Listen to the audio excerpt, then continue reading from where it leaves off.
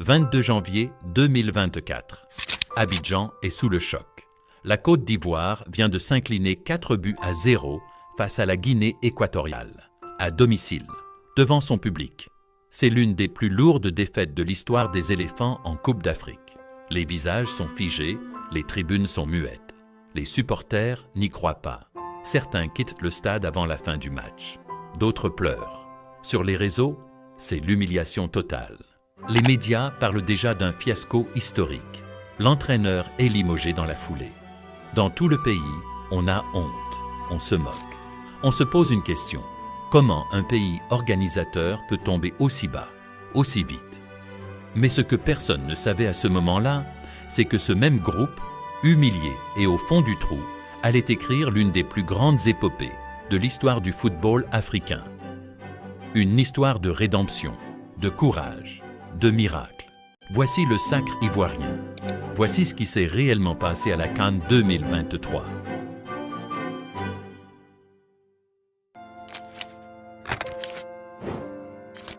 Organiser une Coupe d'Afrique, c'est un honneur, une fierté, mais aussi une énorme pression. Cette pression, la Côte d'Ivoire la ressent dès les premières minutes du tournoi. Stade flambant neuf, drapeau orange-blanc-vert dans les rues, hymnes nationaux chantés à plein poumon. Toute la nation attend une seule chose, que les éléphants fassent vibrer le pays. Le premier match a lieu le 13 janvier 2024. Côte d'Ivoire, Guinée-Bissau, au stade Alassane Ouattara d'Ebimpe. Résultat, 2-0 pour les Ivoiriens. Sur le papier, c'est une bonne entrée. Mais dans les tribunes et dans les salons, beaucoup restent sceptiques. Le jeu est lent. L'équipe semble stressée. Et face à un adversaire très faible, les doutes sont déjà là. Puis arrive le deuxième match. Côte d'Ivoire, Nigeria. Là, c'est un tout autre niveau. Le Nigeria ne joue pas mieux, mais ils savent gérer. Victor Osimhen fait mal. Le but sur penalty de Troust Ekong refroidit complètement le stade. Défaite 1-0. Et surtout, aucune révolte. Les supporters commencent à murmurer « On est vraiment prêt pour cette CAN ?» Mais ce que personne ne savait, c'est que le pire restait à venir. 22 janvier 2024. Côte d'Ivoire, Guinée équatoriale. Les Ivoiriens doivent faire un résultat pour se qualifier. Un match nul suffit. Mais dès le début, on sent quelque chose de bizarre. Les joueurs sont crispés, mal placés.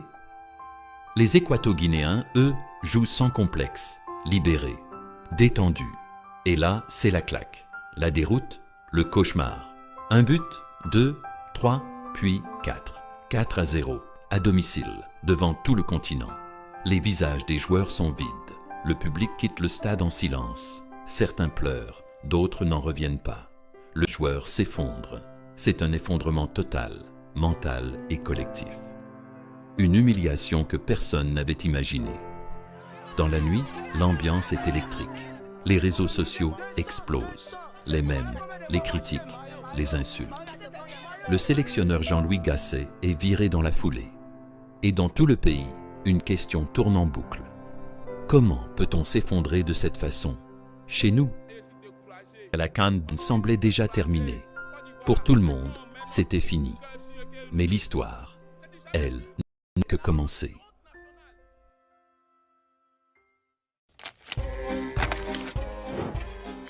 À ce moment-là, personne ne croit plus en rien.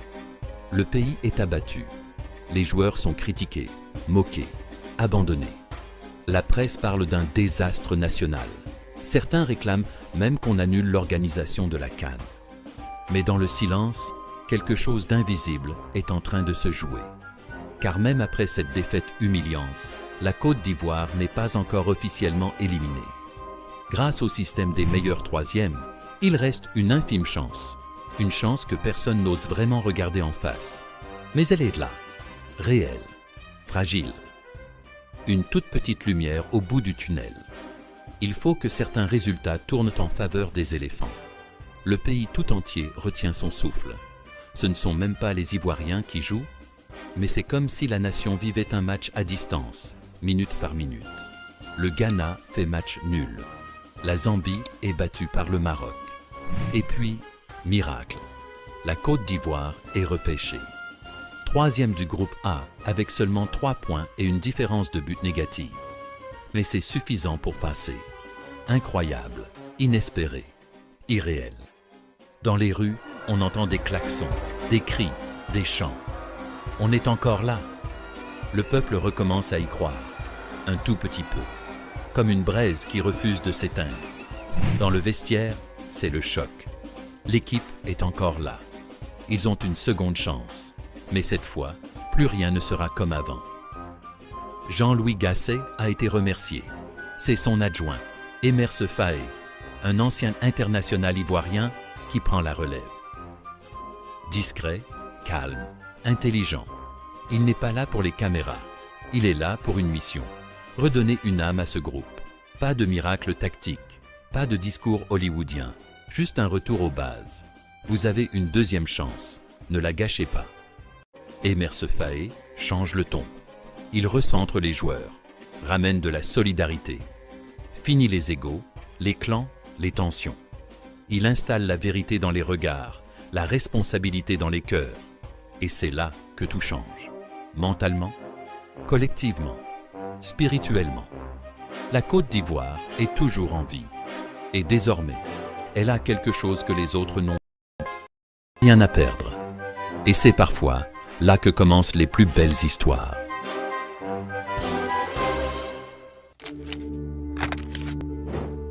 « 29 janvier 2024.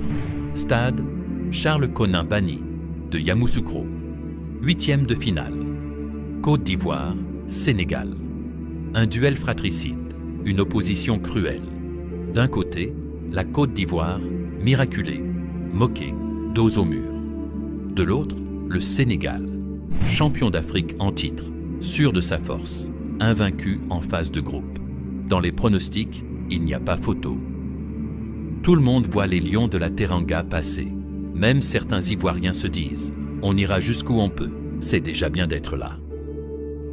Mais ce que personne n'avait prévu, c'est ce nouveau visage que les éléphants vont montrer ce jour-là. Dès les premières minutes, on sent un changement. L'équipe joue avec le cœur, avec la rage, avec la foi. Ils se battent sur chaque ballon. Ils courent pour deux. Ils ne jouent plus pour impressionner. Ils jouent pour survivre. Mais malgré cet engagement, c'est bien le Sénégal qui ouvre le score. Habib Diallo, un but rapide. Silence dans le stade. Les vieux démons reviennent. Mais cette fois, les Ivoiriens ne lâchent rien. Ils continuent d'y croire. Ils poussent. Ils pressent. Ils provoquent. Et puis, à la 86e minute, pénalty pour la Côte d'Ivoire. Tout le stade retient son souffle. Franck Kessié s'élance et marque. Égalisation. Explosion. Ce n'est pas juste un but. C'est un cri, un soulagement, un symbole. Cette équipe ne mourra pas si facilement. 1-1. Fin du temps réglementaire. Prolongation. Puis tir au but.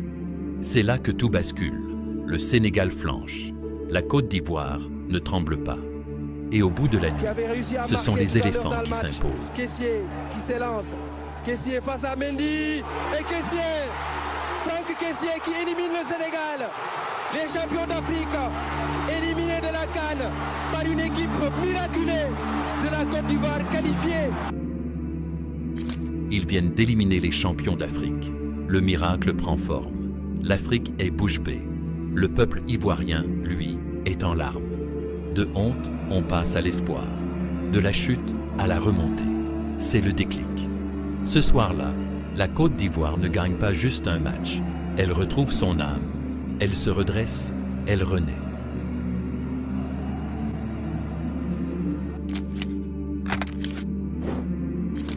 « 3 février 2024. Quart de finale. Côte d'Ivoire, Mali.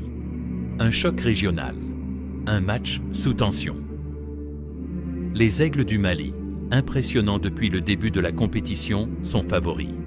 La Côte d'Ivoire, elle, avance sur un fil. Mais avec une force nouvelle, celle des miraculés, des guerriers ressuscités. Le match débute et très vite, le ton est donné. Le Mali domine. Plus d'occasions, plus d'impact. Et surtout, à la 43e minute, carton rouge pour Odilon Kosunu. Les éléphants se retrouvent à 10. Encore une fois, le ciel semble leur tomber dessus. Puis, à la 71e minute, but du Mali. 1-0. Le stade retient son souffle. Est-ce que l'histoire va s'arrêter là? Est-ce que le miracle s'effondre? Mais non. Cette équipe-là, ce n'est plus celle du 22 janvier. C'est un autre groupe. Un groupe de résistants. Ils jouent à 10, mais ils donnent tout. Ils ne lâchent rien. Jamais. Et à la 90e minute, un coup franc. Le ballon est envoyé dans la surface. C'est Simon Adingra qui surgit. Il pousse le ballon au fond des filets. Égalisation. Le stade explose. Le peuple y croit à nouveau. Prolongation. Encore. Et cette fois, on joue la 122e minute. Dernière action du match. Adingra déborde, centre en retrait. Oumar Diakité surgit et marque. 2-1 pour la Côte d'Ivoire. But. Fin du match. Délivrance absolue. Mais même là, le scénario est fou. Diakité, dans sa célébration, retire son maillot. Deuxième carton jaune. Expulsé. Mais peu importe, le match est fini. La Côte d'Ivoire est en demi-finale. Et cette fois, personne ne parle de chance. Ils ont joué à 10 contre 11. Ils ont été menés, ils ont souffert. Et ils ont gagné. Le peuple est fier, le peuple est debout. Les éléphants sont de retour. Et désormais, tout devient possible.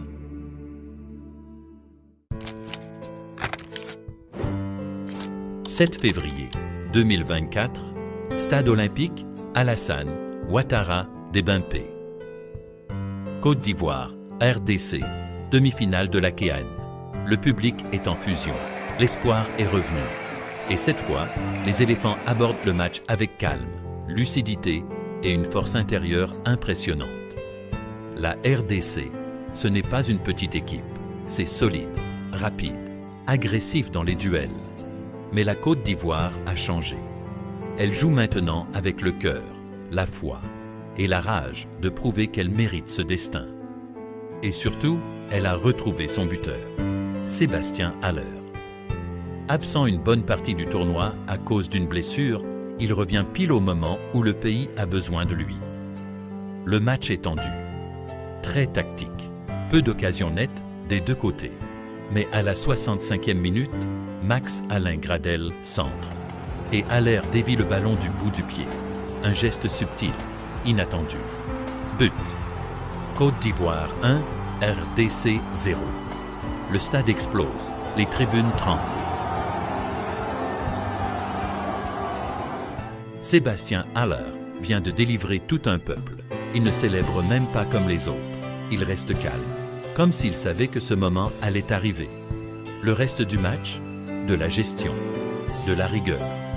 Jean-Louis Gasset avait quitté son poste, mais Emerse Faé, lui, a su stabiliser le navire. Il a redonné confiance. Il a unifié le vestiaire. Et surtout, il a relancé une dynamique que personne ne croyait possible. Fin du match. La Côte d'Ivoire est en finale, chez elle, devant son peuple. Le rêve devient réalité. Mais il reste un dernier obstacle, le Nigeria. L'équipe qui les avait déjà battus dans cette même CAN. Et cette fois, c'est une finale à domicile.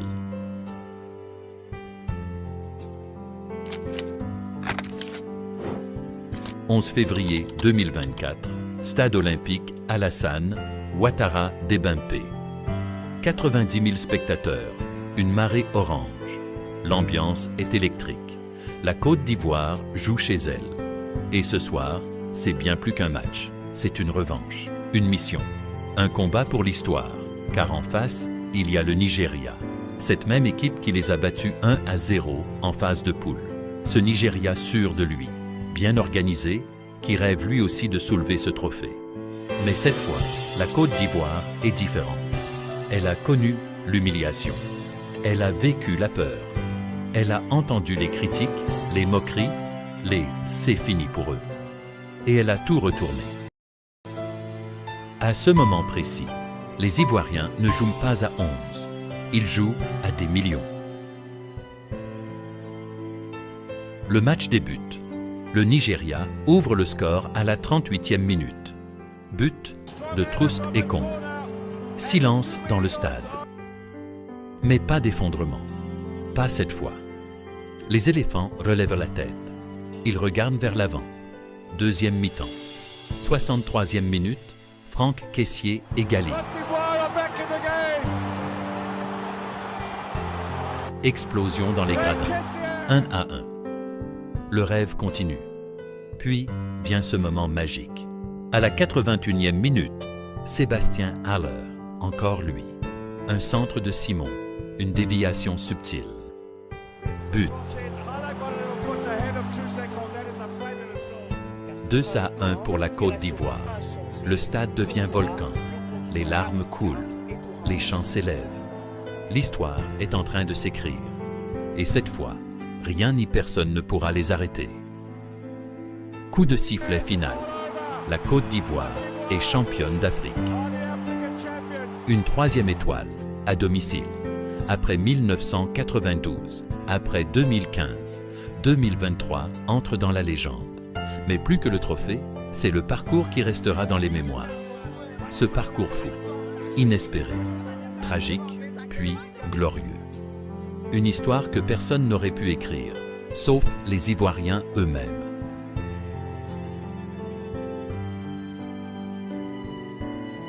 Ce n'était pas juste du football, c'était une leçon de vie, sur la résilience, le courage, la foi et l'unité. Sur le fait que même dans l'humiliation, la renaissance est possible. Que quand un peuple y croit ensemble, rien n'est impossible. Cette CAN 2023, c'est celle d'un miracle, d'un peuple uni, d'une nation debout. Et pour toujours, on se souviendra. Côte d'Ivoire, championne d'Afrique 2023, chez elle, pour elle, avec elle.